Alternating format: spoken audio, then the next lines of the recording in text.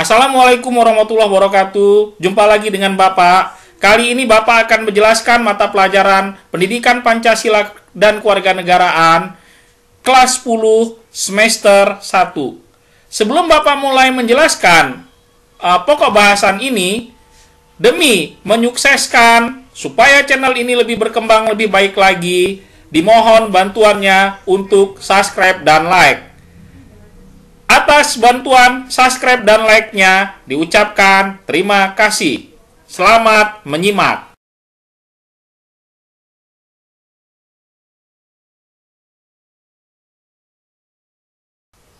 Kali ini Bapak akan menjelaskan pokok bahasan bab 4 dengan judul Hubungan Pemerintah Pusat dan Daerah menurut Undang-Undang Dasar Negara Republik Indonesia tahun 1945.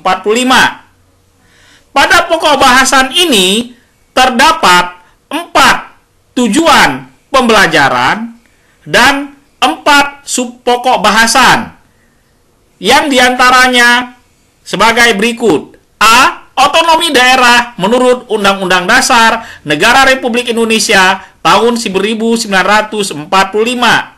B. Kewenangan pemerintah pusat. C. Pemerintah daerah. D. Hubungan pemerintah pusat dan pemerintah daerah. Oke, akan Bapak jelaskan ya. Selamat menyimak. A. Otonomi daerah menurut Undang-Undang Dasar Negara Republik Indonesia tahun 1945. Otonomi daerah. Pengertian: kewenangan untuk mengatur, mengurus sendiri atau kewenangan untuk membuat aturan guna mengurus rumah tangga sendiri.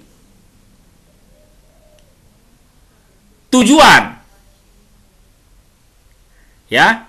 Perhatikan tujuan: meningkatkan pelayanan publik dan memajukan perekonomian daerah. Itu tujuannya. Selanjutnya perhatikan lagi nih, dasar hukum. Undang-Undang Dasar Negara Republik Indonesia tahun 1945, ya. Undang-Undang Nomor 23 tahun 2014. Undang-Undang Nomor 9 tahun 2015. Nah, selanjutnya perhatikan lagi. Sekarang prinsip. Prinsipnya antara lain ya, prinsip otonomi dinamis, prinsip otonomi nyata, prinsip otonomi yang bertanggung jawab. Nah, ini nanti tugasmu. Apa sih yang dimaksud dengan prinsip otonomi dinamis? Apa sih yang dimaksud dengan prinsip otonomi nyata? Apa sih yang dimaksud dengan prinsip otonomi yang bertanggung jawab? Ya, kamu cari tuh, apa tuh?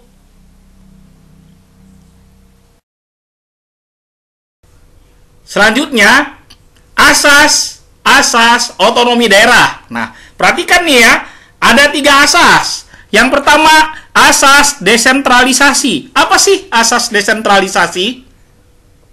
Desentralisasi merupakan penyerahan wewenang pemerintah kepada daerah otonom untuk mengatur dan mengurus urusan pemerintah dalam sistem Negara Kesatuan Republik Indonesia.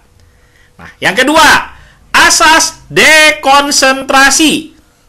Dekonsentrasi adalah pelimpahan wewenang pemerintah oleh pemerintahan kepada gubernur sebagai wakil pemerintah dan atau kepada instansi vertikal di wilayah tertentu.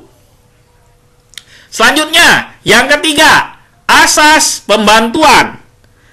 Menurut pasal 1 ayat 10 Undang-Undang Nomor 23 tahun 2014, tugas pembantuan adalah penugasan dari pemerintah kepada daerah, provinsi, kabupaten, kota, dan atau desa untuk melaksanakan tugas-tugas tertentu.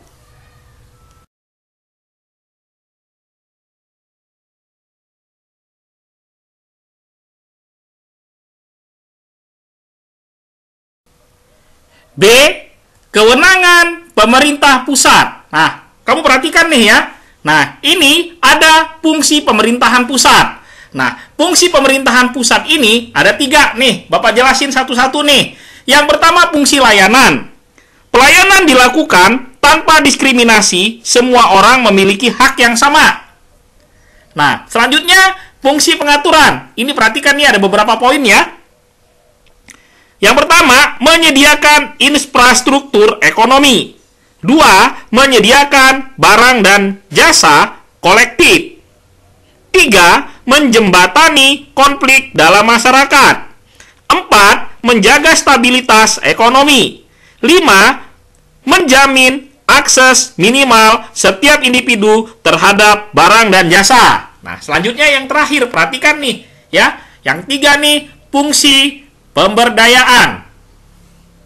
Melalui fungsi ini, pemerintah akan menjadi fasilitator dan motivator untuk membantu masyarakat meningkatkan kemampuan dalam menghadapi persoalan hidup. Ya, mudah-mudahan kamu jelas ya ini ya. Peran pemerintah pusat. Nah, sekarang perhatikan ya, peran pemerintah pusat ya ini dalam otonomi daerah nih ya.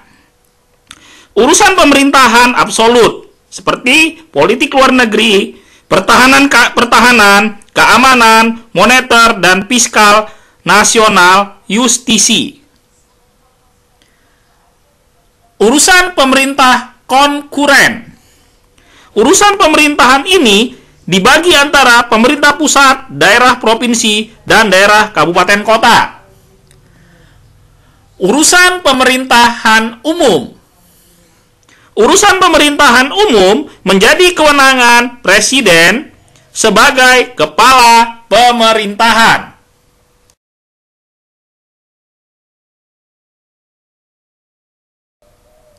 C. Pemerintah daerah. Kewenangan pemerintah daerah. Asas penyelenggaraan. Perhatikan ya ini ya.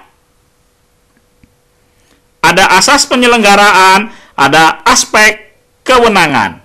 Nah, yang Bapak jelaskan sekarang, aspek kewenangan.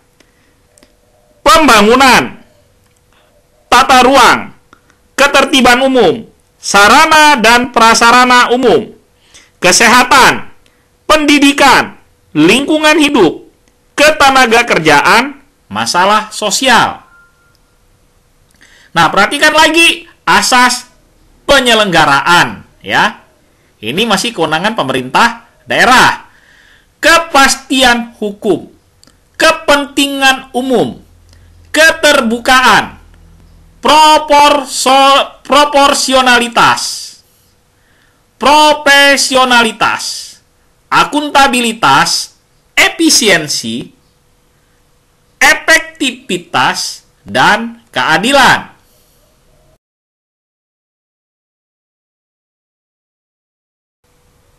Satuan-satuan khusus dan istimewa pemerintahan daerah ya. Perhatikan nih, Bapak jelaskan ya. Apa aja sih dia? Pertama, daerah khusus ibu kota Jakarta. 2, daerah istimewa Yogyakarta. 3, provinsi Aceh. 4, otonomi khusus Papua.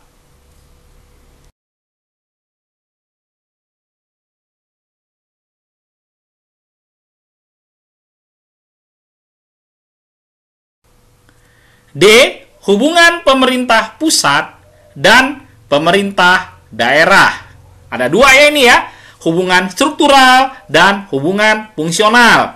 Nah, yang Bapak jelaskan sekarang hubungan struktural. Hubungan struktural ya, hubungan antara pemerintah pusat dan daerah yang menitik beratkan pada struktur atau hubungan kelembagaan, yaitu hubungan struktural. Nah, perhatikan sekarang yang hubungan fungsional.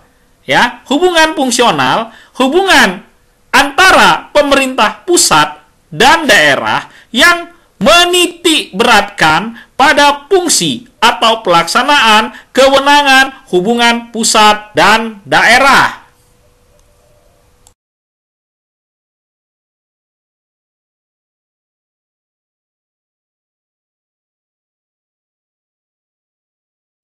Nah, sekarang kan Bapak jelaskan ya, contoh bagaimana hubungan struktural dan bagaimana hubungan fungsional. Nah, sekarang Bapak jelaskan dulu nih hubungan struktural. 1. Hubungan struktural eksekutif dengan pemerintah daerah. 2. Hubungan struktural pemerintah pusat dan pemerintah daerah dalam pembentukan perangkat daerah, OPD ya biasanya namanya ya, organisasi perangkat daerah, dinas-dinas. Nah, selanjutnya hubungan fungsional. Hubungan fungsional pemerintah pusat dan daerah terletak pada visi, misi, tujuan, dan fungsinya.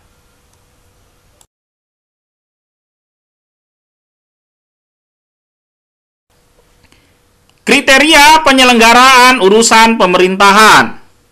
Ya, perhatikan nih ya. Eksternalitas, akuntabilitas, dan efisiensi. Nah, coba nih kamu cari definisi-definisinya ini. Apa sih yang namanya eksternalitas? Apa sih yang namanya akuntabilitas? Dan apa yang dimaksud dengan efisiensi? Ya. Eksternalitas. Penyelenggaraan suatu urusan pemerintahan ditentukan berdasarkan luas, besaran, dan jangkauan dampak yang timbul akibat penyelenggaraan suatu urusan pemerintahan. Akuntabilitas, penanggung jawab penyelenggaraan suatu urusan pemerintahan ditentukan berdasarkan kedekatannya dengan luas, besaran, dan jangkauan dampak yang timbul akibat penyelenggaraan suatu urusan pemerintahan. Efisiensi, penyelenggaraan suatu urusan pemerintahan ditentukan berdasarkan perbandingan tingkat daya guna paling tinggi yang dapat diperoleh.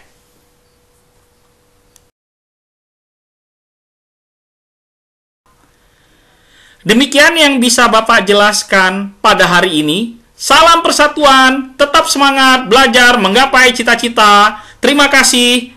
Wabillahi taufiq wal hidayah. Wassalamualaikum warahmatullahi wabarakatuh.